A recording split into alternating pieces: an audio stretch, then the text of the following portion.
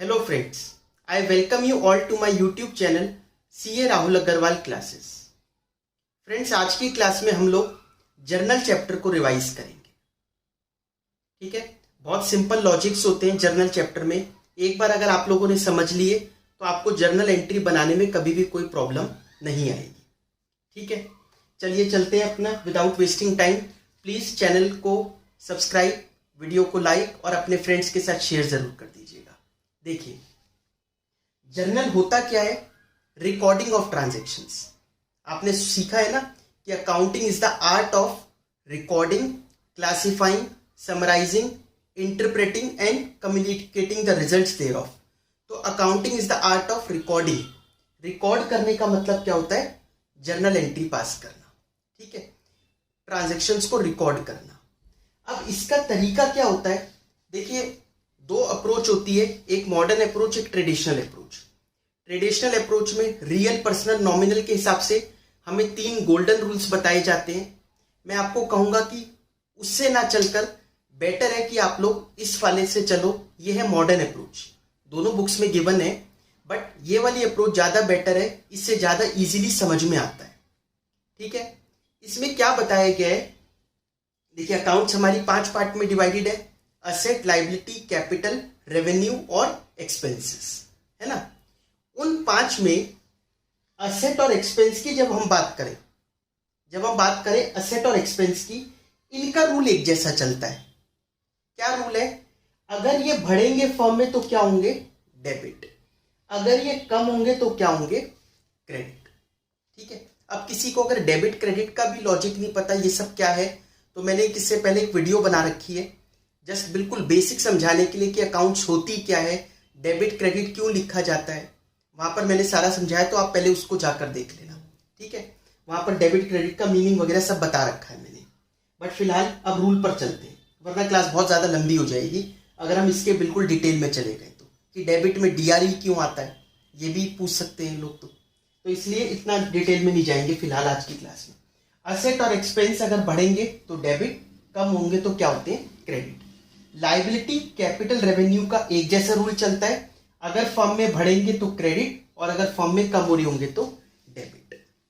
ठीक है, बस इस रूल को आप लोग याद कर लो, इससे आप लोग जर्नल एंट्री बना सकते हो। जैसे अगर हम बात करें, इस पहले मैं 1-2 ये करवा देता हूं, फिर उसके बाद आपको इंपॉर्टेंट जर्नल एंट्रीज, बस वो जर्नल एंट्रीज अगर आप कर गए, 15-16 एंट्रीज ही हैं, उन एंट्रीज को अगर आप ढंग से कर गए तो उसके अलावा कोई एंट्री आएगी ही नहीं। बस वही घूम फिर कर एंट्रीज आती हैं। मैंने सारी एक जगह लिख रखी है, वो डिस्कस कराऊंगा। पहले एक बार थोड़ा डिस्कस करते हैं एंट्री बनती कैसे है। जैसे सैलरी पेड ₹10,000, हमने सैलरी पे करी 10,000 रुपए की। ठीक है, अब हमें देखना क्या होता है, हमें ये जानना है, अगर हमें एंट्री बनानी, बिल्कुल बेसिक से समझना है कैसे बनेगी एंट्री, तो हमें ये देखना है अकाउंटिंग इक्वेशन के तरीके से कि कौन से 2 अकाउंट इसमें इन्वॉल्व है। ठीक है, कौन से 2 अकाउंट इन्वॉल्व है। बस एक फर्क क्या है अकाउंटिंग इक्वेशन में? अकाउंटिंग इक्वेशन में हम 3 ही चीज सोचते थे: असेट, लाइबिलिटी, कैपिटल। रेवेन्यू और एक्सपेंस को तो कैपिटल में ही प्लस माइनस कर लेते थे, है ना। सारे रेवेन्यू कैपिटल में प्लस हो जाते थे और एक्सपेंसेस कैपिटल में से माइनस हो जाते थे। यहां पर 5 अलग अलग रिकॉर्ड होंगे। ठीक है, यहां पर तो आप कर सकते हो अलग रिकॉर्ड, इसलिए असेट अलग, लाइबिलिटी, कैपिटल, रेवेन्यू, एक्सपेंस, 5 को हम अलग अलग रिकॉर्ड करेंगे। तो सैलरी पे करी 10,000 रुपए। अकाउंटिंग इक्वेशन में क्या करते थे? सैलरी एक एक्सपेंस है, कैपिटल में से माइनस करते थे ना, लेकिन क्योंकि ये क्या है? एक्सपेंस है, तो एक चीज तो ये है एक्सपेंस है, और क्या कर रहे हो आप? पे कर रहे हो। तो क्या जा रहा है आपके यहां से? कैश जा रहा है। कैश जा रहा है खर्चा होने की वजह से। तो 2 अकाउंट कौन से इन्वॉल्व हुए? एक तो सैलरी और एक कैश। एक सैलरी और एक कैश। सैलरी का नेचर क्या है? सैलरी है 5 चीजों में से एक्सपेंस है। कैश क्या है? असेट है। मुझे ये बताओ, क्या खर्चे हमारे बढ़ रहे हैं या कम हो रहे हैं? अगर हम किसी को सैलरी देंगे तो हमारे खर्चे बढ़ेंगे ना। अब इसमें भी किसी को डाउट आता है कि नहीं, हमने तो खर्चा दे दिया तो खर्चे कम हो गए। खर्चे दे दे के खर्चे कम कैसे हो सकते हैं? वो तो कोई लाइबिलिटी अगर पे करी तो लाइबिलिटी कम हो सकती है, लेकिन खर्चे दे दे के तो खर्चे बढ़ेंगे ही ना। अगर आप किसी को पैसे देते रहोगे तो क्या आपके पास आपके खर्चे कम होते चले जाएंगे? नहीं, हम जितने ज्यादा एक्सपेंस करेंगे तो खर्चे बढ़ेंगे। तो एक्सपेंस पे करा तो एक्सपेंस इससे क्या कर रहा है? इंक्रीज। मैंने ये पूछा आपसे, इंक्रीज हो रहा है या डिक्रीज हो रहा है? असेट, सैलरी पे करने की वजह से असेट क्या मतलब कैश क्या कर रहा है? डिक्रीज। ठीक है, अब रूल पर चलो। रूल क्या था? एक्सपेंस अगर इंक्रीज करते हैं तो क्या होते हैं? डेबिट। असेट अगर डिक्रीज करते हैं तो क्या होते हैं? क्रेडिट। इसका मतलब जर्नल एंट्री क्या बन गई? Salary account debit 10,000 to. ये तरीका होता है, क्रेडिट वर्ड नहीं लिखते हम, टू लिखते हैं। थोड़ा सा नीचे से स्टार्ट नहीं करेंगे, अलग से स्टार्ट करेंगे। यहां पर to cash account 10,000 being salary paid. ठीक है, ये प्रेजेंटेशन का तरीका है। क्रेडिट वर्ड ना लिखे हम टू लिखते हैं कि सैलरी डेबिट हुई इसकी कैश कम होने की वजह से। आया समझ में? Salary account debit to cash account 10,000। इसी तरीके से एक और देखिए कैसे बन सकती है एंट्री।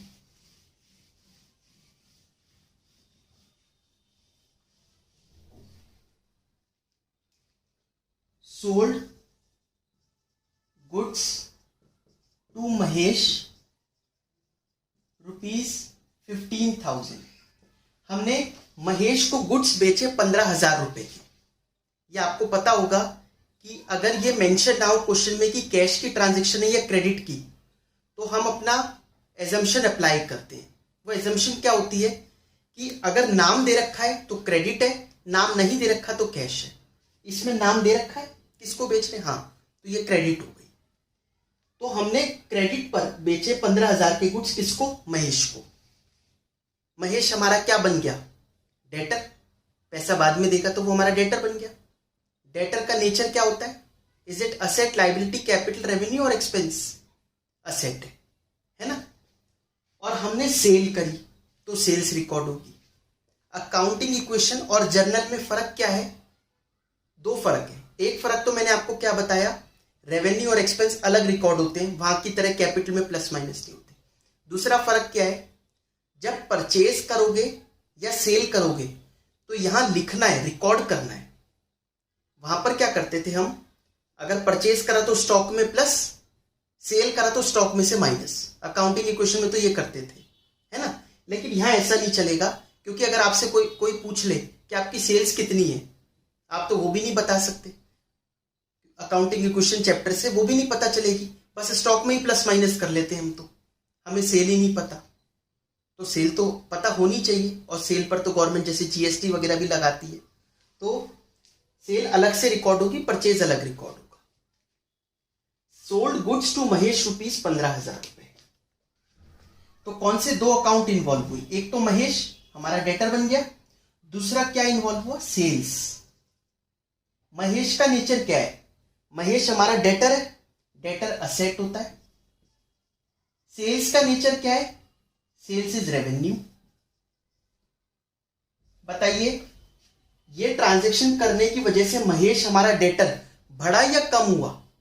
बढ़ा, इंक्रीज हो रहा है। ठीक है। रेवेन्यू क्या कर रहे हैं हमारे? रेवेन्यू भी इंक्रीज कर रहे हैं। असेट अगर बढ़ते हैं, रूल पे चलिए, असेट अगर बढ़ते हैं तो क्या होते हैं? डेबिट। रेवेन्यू अगर बढ़ता है तो क्या होता है? क्रेडिट। रूल लिखवाया था ना स्टार्टिंग में मैंने, बस एंट्री बन गई। महेश डेबिट हो रहा है, सेल्स क्रेडिट हो रही है। तो Mahesh account debit 15,000 to sales account 15,000 being goods sold to Mahesh. समझ में आ गया? ये मैंने आपको बताया तरीका क्या होता है जर्नल एंट्री को बनाने का। ये तरीका है कि कैसे एंट्री बनती है हमारी। अब मैं एक काम करता हूँ, आपको इंपॉर्टेंट ट्रांजेक्शन्स जो आ सकती हैं वो सारी इंपॉर्टेंट ट्रांजेक्शन्स मैं डिस्कस करवा देता हूँ। देखिए ओरिजिन एकदम ऐसे जर्नल एंट्री समझ में मैंने आपको तरीका याद करवाया, रिकॉल करवाया। मैं ये नहीं कह रहा कि ये 2 एंट्री करने के बाद आप कोई भी एंट्री कर सकते हो, आपको प्रैक्टिस तो करनी ही पड़ेगी। ठीक है, तो अब एक ही क्लास बहुत ज़्यादा बड़ी ना हो, इसलिए इंपॉर्टेंट ट्रांजेक्शन, क्योंकि हमें तो रिवीजन करनी है, तो इंपॉर्टेंट ट्रांजेक्शन्स को डिस्कस करते हैं। ठीक है, और अगर आप प्रैक्टिस करना चाहो जर्नल की तो आप मुझे बताना। देखिए सबसे पहली एंट्री डिस्कस करते हैं। अब देखते चले जाओ आप। रूल ध्यान रखना, रूल के अगेंस्ट कुछ नहीं होगा। असेट और एक्सपेंस अगर बढ़ेंगे तो डेबिट, घटेंगे तो क्या होंगे, क्रेडिट। लाइबिलिटी कैपिटल रेवेन्यू अगर बढ़ेगी तो क्या होगी, क्रेडिट, और कम होगी तो डेबिट। वही रूल फॉलो करते हुए सारी जर्नल एंट्री हम लोग बनाएंगे। ठीक है, आइए शुरू करते हैं। पहली एंट्री क्या है, बैड डेट्स। बैड डेट क्या होते हैं, बैड डेट का मतलब होता है पैसे का डूब जाना।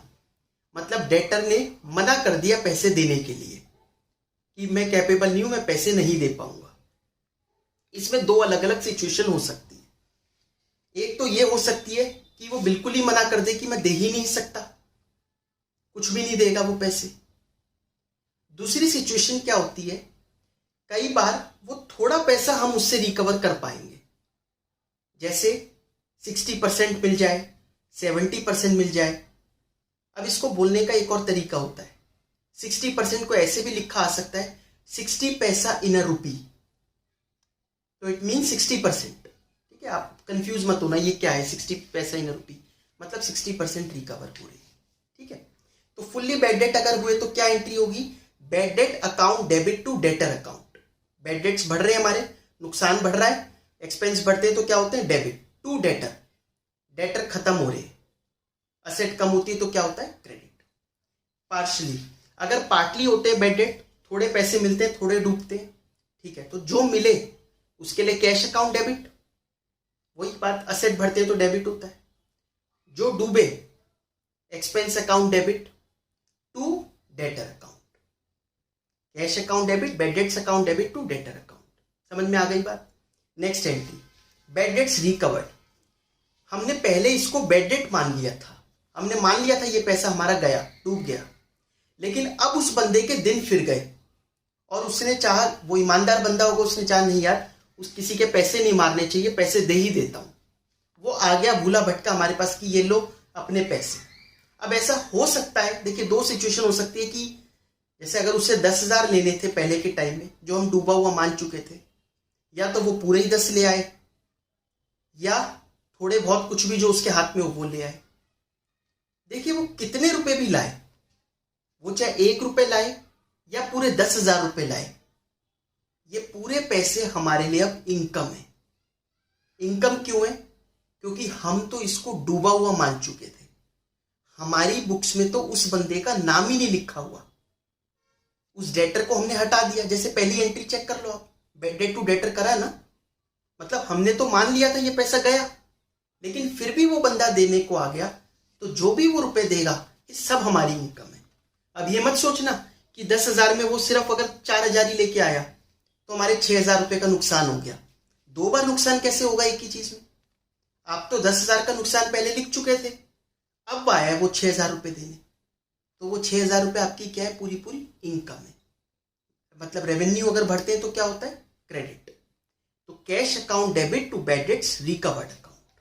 ठीक है, तीसरा पॉइंट में गुड्स गिवन, तीनों एक साथ लिख लिए मैंने, चैरिटी में दिए, सैंपल में दिए, या पर्सनल पर्पस के लिए दिए, मतलब पर्सनल पर्पस के लिए निकाले। तीनों केसेस में क्या हो रहा है, एक चीज सेम है कि गुड्स हमारे पास से कम हो रहे हैं, फर्म के पास से गुड्स कम हो रहे हैं।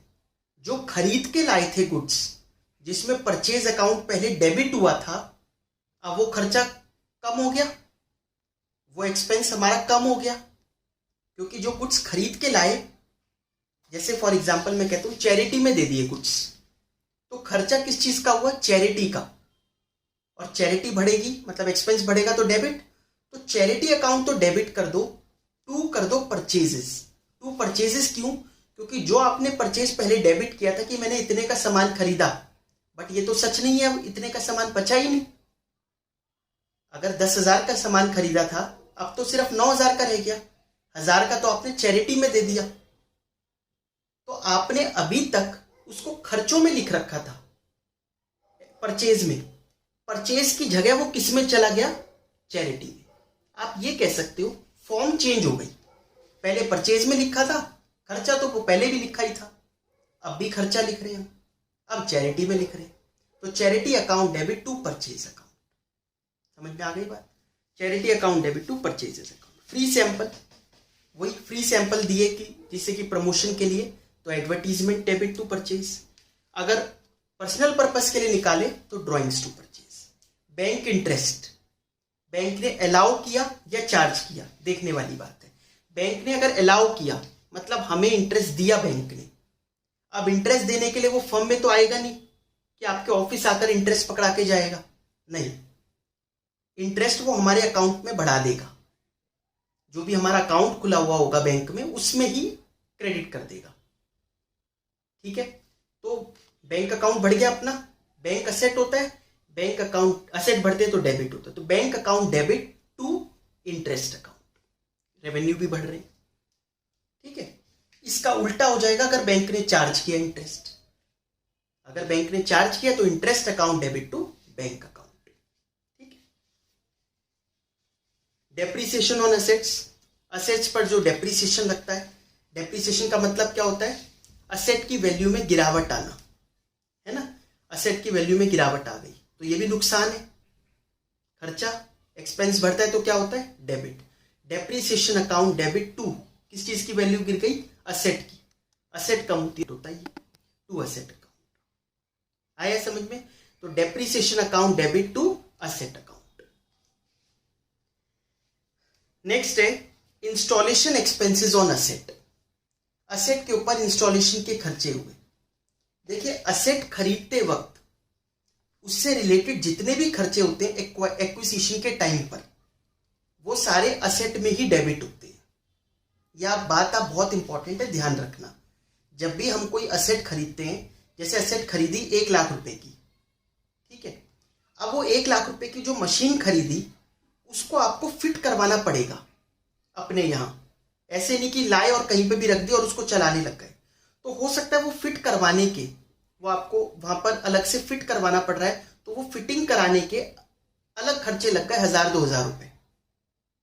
उसको क्या अलग से रिकॉर्ड करें? नहीं, उसको असेट में ही रिकॉर्ड करो। इसका मतलब आपको असेट ही महंगी पड़ गई। वैसे ही असेट को आप लेके आए होंगे, कहीं कन्वेंस का खर्चा लगा होगा, ट्रांसपोर्टेशन का, वो भी किस में ऐड कर दो? असेट की कॉस्ट में। तो असेट खरीदते वक्त, मैं खरीदते वक्त की बात कर रहा हूं। हर साल जो, अब आप कहो कि बिल्डिंग एक बार खरीद ली, अब हर साल उस पर व्हाइट वॉश करवा रहे हैं, तो क्या बिल्डिंग की वैल्यू बढ़ रही है उससे? नहीं, उससे बिल्डिंग की कोई वैल्यू नहीं बढ़ रही, तो उसको बिल्डिंग में नहीं डालना। मैं बात कर रहा हूं खरीदते वक्त। ठीक है, खरीदते वक्त जो खर्चा होता है। तो asset account debit to cash account. Cheque अगर रिसीव हो रहा है, देखिए चेक रिसीव में आप एक चीज को ध्यान रखना, जब भी हमें कोई चेक रिसीव होगा तो हमें, जैसे लिखा है चेक रिसीव फ्रॉम मोहन, बस इतना लिखा है, तो उसके नीचे की सारी ट्रांजैक्शंस पढ़नी पड़ेगी एंट्री पास करने से पहले। जितनी भी नीचे आपको और क्वेश्चन में ट्रांजैक्शन दे रखी है, क्या है के लिए? ये देखने के लिए क्या ये चेक इन्होंने बाद में बैंक में जमा करवाया है। अगर इन्होंने ये चेक बाद में बैंक में जमा करवाया होगा तो आज उसको मानेंगे चेक इन हैंड, क्योंकि हो सकता है जैसे मेरा डेटर मुझे चेक देके गया, अब ऐसा तो है नहीं दुकान बढ़ा के सबसे पहले मैं चेक ही बैंक में जमा कराने जाऊं। हो सकता है सोचूं 2-4 चेक इकट्ठे हो जाए, 1-2 दिन बाद बैंक चले जाएंगे, ये हो सकता है।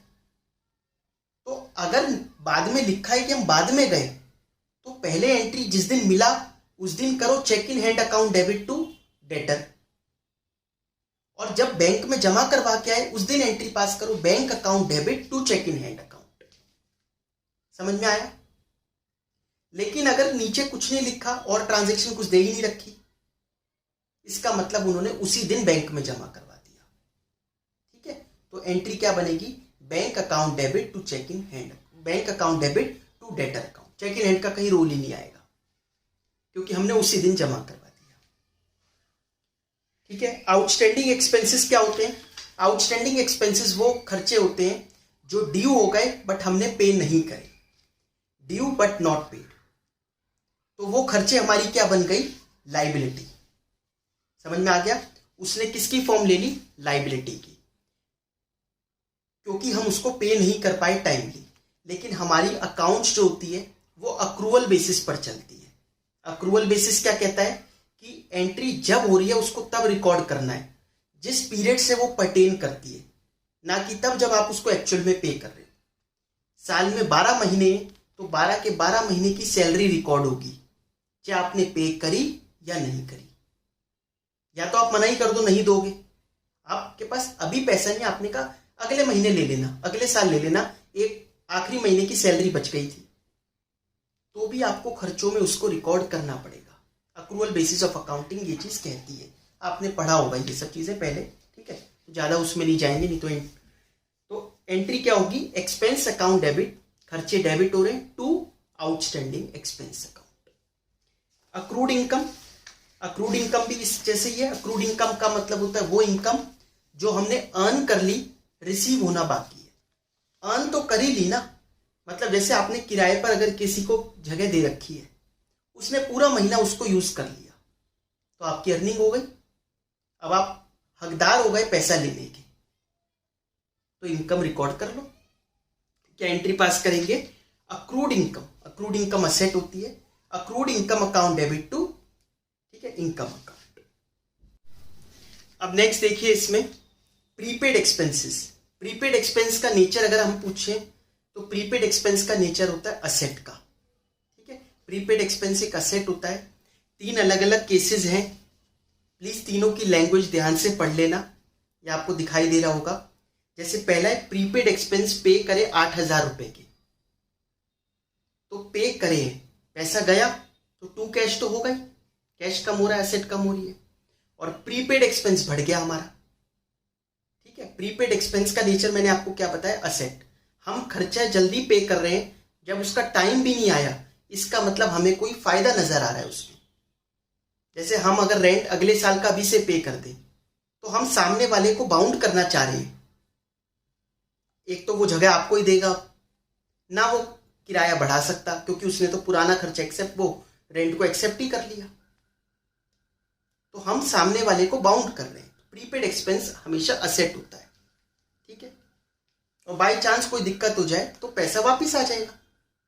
जैसे अगर वो कहे नहीं मैं तो जगह नहीं दे पाऊंगा, तो भी पैसा तो वापिस ही आएगा। तो हर तरीके से आप फायदे में ही हो। प्रीपेड एक्सपेंस असेट है, तो प्रीपेड एक्सपेंस टू कैश। दूसरा तरीका होता है आउट ऑफ टोटल एक्सपेंस। कई बार ऐसे भी क्वेश्चन आता है, out of total expense paid during the year 2000 belongs to the next year. इसमें से 2000 अगले साल से बिलोंग करते हैं। जो टोटल खर्चे इस बार दिए उसमें से 2000 अगले साल से बिलोंग करते हैं। इसका मतलब यहां पर ये कहने की कोशिश करता है कि हमने सब कुछ खर्चों में रिकॉर्ड कर दिया था, जबकि उसमें से कुछ प्रीपेड था, तो खर्चा हटाकर किस में डाल दो वापस, प्रीपेड में। तो prepaid expense account debit to expense account. तीसरा होता है जिसमें दोनों मिला के आते हैं, एक्सपेंस पे करे 5,000 रुपए which includes 2,000 for next year. Total खर्चे 5,000 के पे किए, जिसमें से 2,000 अगले साल के, तो 3,000 कब के हैं, वो इस साल के। तो इस साल का तो खर्चा लिखो, अगले साल का प्रीपेड लिखो। Expense debit, prepaid expense debit to cash account. आई बात समझ। Income received in advance. Income अगर हमें जल्दी मिल जाती है, पहला केस क्या है, इनकम रिसीव हुई एडवांस में 8,000 रुपए की, जल्दी मिल गए पैसे। इनकम जल्दी मिलना आपकी लाइबिलिटी है, क्योंकि अभी आपको सर्विस देना बाकी है। बाय चांस सर्विस नहीं दे पाए तो पैसे वापस करने पड़ेंगे। हर तरीके से हम ऑब्लिगेशन में ही है, तो ये लाइबिलिटी है। लाइबिलिटी बढ़ती है तो क्रेडिट होता है। तो तीनों केसेस वैसे ही हैं जैसे प्रीपेड एक्सपेंस के थे, इनको तो आप पढ़ लेना, ठीक है। नेक्स्ट पॉइंट देखिए, amount transferred from saving to current. ये बड़ा इंपॉर्टेंट है, कई बार आ जाता है कंफ्यूज करने के लिए कि सेविंग से करंट में डाला। ये क्या कहने की कोशिश कर रहा है, आपको पता है सेविंग अकाउंट कौन सा होता है, पर्सनल अकाउंट, क्योंकि सेविंग अकाउंट में कुछ लिमिट होती है, बहुत ज्यादा ट्रांजेक्शन्स नहीं कर सकते। ऑल्दो आजकल बैंकिंग बहुत चेंज हो रही है, सब अलाउड होता है, बट फिर भी ये तो पुराने क्वेश्चंस बने हुए होते हैं बुक में। सेविंग अकाउंट मतलब किसको रिफ्लेक्ट कर रहा है, क्या इंडिकेशन है, पर्सनल अकाउंट। करंट मतलब बिजनेस का अकाउंट, तो पर्सनल से उसने बिजनेस में डाला, पर्सनल से बिजनेस में मतलब कैपिटल ले आया, ये तो कैपिटल लाने वाली बात हो गई ना। और अगर करंट से पर्सनल में ले जाएगा तो मतलब करंट से सेविंग में, तो वो ड्राइंग्स कर लेगा, इसका मतलब वही चीज लिख रखी है दोनों। ठीक है, नेक्स्ट पॉइंट है interest on capital, interest on drawings का। कैपिटल पर इंटरेस्ट मिल रहा है, ओनर ने कैपिटल लगाई, फर्म उसको क्या पे कर रही है, इंटरेस्ट। फर्म के लिए क्या है ये, इंटरेस्ट देना, खर्चा है, खर्चे बढ़ते तो क्या होता है, डेबिट। तो interest on capital account debit to, cash में नहीं देंगे, उसकी कैपिटल बढ़ा देंगे। मैंने आपको पहले भी बता रखा है क्लासेस में कि जनरली जो ओनर और बिजनेस के बीच में ट्रांजेक्शन्स होती हैं वो कैपिटल प्लस माइनस करके होती है। अब जैसे प्रॉफिट का पोर्शन है, कैपिटल में ही ऐड कर देते हैं, पूरा पैसा घर क्या लेके जाएगा, वो उसको घर पे चाहिए तो ड्राइंग्स कर ले, बट प्रॉफिट पूरा घर लेके जाए तो बिजनेस में जितना ज्यादा पैसा रहे उससे बिजनेस ग्रो करेगा। तो बाहर मत भेजो पैसे को, मतलब बिजनेस से निकालो मत ज्यादा पैसा, बिजनेस में लगाओ पैसा। ठीक है, इसलिए उसकी कैपिटल बढ़ा दो, कैश में मत दो। Interest on capital debit to capital. Drawings में उल्टा है, drawings account debit to interest on drawings account. Interest on drawings firm के लिए क्या है, इनकम है। ड्राइंग्स किसने करी, ओनर ने, अब वो देगा फर्म को इंटरेस्ट। ये चीजें सोल प्रोप्राइटर में थोड़ा आपको लगता होगा, उसी की फर्म है, वो अपने ऊपर इंटरेस्ट लगा रहा है। आप पार्टनरशिप में सोचो, इंटरेस्ट ऑन कैपिटल कितना इंपॉर्टेंट है। 3-4 पार्टनर है, इंटरेस्ट ऑन कैपिटल अगर रख दिया तो पार्टनर्स चाहेंगे हम जितनी ज्यादा कैपिटल लाएं हमें उतना ज्यादा इंटरेस्ट मिलेगा फर्म में। घर पे भी पैसा पड़ा होगा खाली तो वो कहेंगे बिजनेस में ही लगा देते, कम से कम इंटरेस्ट ऑन कैपिटल तो मिलेगा, है ना। परचेज एंड सेल्स रिटर्न, देखिए purchase and sales return, purchase का उल्टा होता है परचेज रिटर्न। परचेज आपने डेबिट किया था, परचेज रिटर्न क्रेडिट होगी, क्योंकि आपके खर्चे कम हो गए, जो खरीद के लाए वो कम हो गया, एक्सपेंस कम होते तो क्रेडिट। और क्रेडिटर अकाउंट को कर दो आप डेबिट, क्योंकि क्रेडिटर कम हो गया, अब उसको पैसे कम देने पड़ेंगे। Creditor debit to purchase return. Sales return के केस में sales return debit to debtor. Advance for future order, future order के लिए पैसा अभी से मिल गया, अभी से पैसा मिल गया, आगे के लिए लाइबिलिटी है ना। तो advance given to supplier, advance receive from customer, अलग अलग चीज है। जैसे मैंने अभी कहा एडवांस रिसीव फ्रॉम कस्टमर, जो मैं भी आपको बता रहा था, ये हमारी लाइबिलिटी है। Cash account debit to, liability बढ़ती है तो क्रेडिट होता है, टू एडवांस फ्रॉम कस्टमर। हमने दिया किसी को खर्चा जल्दी तो वो असेट होता है, तो advance to supplier account debit to cash account. ठीक है, ये सब समझ में आया आपको। नेक्स्ट पढ़िए, इसके बीच में जीएसटी है, जीएसटी तो बहुत सारे स्कूल्स में आता नहीं है। Loss by fire, loss by fire की एंट्री क्या होगी, लॉस बाय फायर और थेफ्ट। अगर हमारे गुड्स लॉस्ट हो गए, चाहे उसमें आग लग गई या चोरी हो गए किसी भी वजह से, तो गुड्स तो आपके कम हुए ना, और ये क्या है, आपको नुकसान है। तो लॉस बाय फायर और थेफ्ट जो भी क्वेश्चन में आए, डेबिट टू परचेजेस अकाउंट। ये मैं बात कर रहा हूं अनइंश्योर्ड की, अगर इंश्योरेंस नहीं ले रखा था तो। बाय चांस इंश्योरेंस ले रखा होता तो थोड़ी सी इंपॉर्टेंट हो जाती है बात। सबसे पहले क्या करो, insurance company debit to purchases, ये खर्चा इंश्योरेंस कंपनी वालों पर डाल दो, क्योंकि हमने इंश्योरेंस ले रखा था। समझ में आई बात। जैसे 10,000 के गुड्स जल गए तो इंश्योरेंस कंपनी वालों को इंटीमेट कर दो भाई ये गुड्स जल गए, और उन पे डाल दिया हमने इंश्योरेंस कंपनी डेबिट, एक तरीके का डेटर। डेटर भरता है तो डेबिट होता है ना, वैसे ही है, इंश्योरेंस कंपनी से भी पैसा आना है तो डेबिट कर दो टू परचेजेस अकाउंट। लेकिन कई बार क्या है, इंश्योरेंस कंपनी वाले पैसा पूरा नहीं देते, कुछ कह देते हैं ये कटेगा वो कटेगा, वो काट पीट के पैसा देते हैं। तो अगर ऐसा किया उन्होंने तो कुछ नुकसान आपको होगा। जैसे 10,000 में उन्होंने 7,000 ही दिए, 3,000 का नुकसान है। अब नुकसान रिकॉर्ड करेंगे, जो पैसा आया bank account debit 7,000, P&L account debit 3,000 to insurance company 10,000। Insurance company को पूरा हटा दो बुक्स में से, जो पहले डेबिट किया था क्रेडिट कर दिया उसको, 7 और 3 करके बैंक और इंश्योरेंस P&L लिख दिया। P&L में लॉस वाला अमाउंट आ जाएगा। समझ में आया। लास्ट एंट्री देखिए, income tax. Income tax firm और ओनर पे अलग अलग नहीं लगता, ओनर की इनकम पर लगता है टैक्स, इनकम टैक्स एक्ट के हिसाब से। पार्टनरशिप और कंपनी में रूल्स अलग होते हैं, कंपनी में तो कंपनी पे भी टैक्स लगता है, बट यहाँ पर सोल प्रोप्राइटर की फर्म पे अलग टैक्स नहीं लगता, उस बंदे पर लगता है। समझ रहे हो आप बात? ओनर पर लगता है, ना कि उसकी फर्म पर। बट फिर भी उसने खर्चा फर्म में से दे दिया, तो फिर अब भाई अपना खर्चा वो फर्म से देगा, तो फिर तो ड्राइंग्स ही है। जब फर्म पे लगता ही नहीं, सरकार ने लगाया ही नहीं, सोल प्रोप्राइटर फर्म पे आप पर लगाया है तो आप देते, बट उसने अगर फर्म में से दिया तो कोई बात नहीं, drawings account debit to cash account. समझ में आ गए? देखिए, मैंने सारी इंपॉर्टेंट जर्नल एंट्रीज को एक ही क्लास में सम अप करके समझाने की कोशिश की है। प्लीज चैनल को सब्सक्राइब, वीडियो को लाइक और अपने फ्रेंड्स के साथ शेयर जरूर कर दीजिएगा। Thank you so much.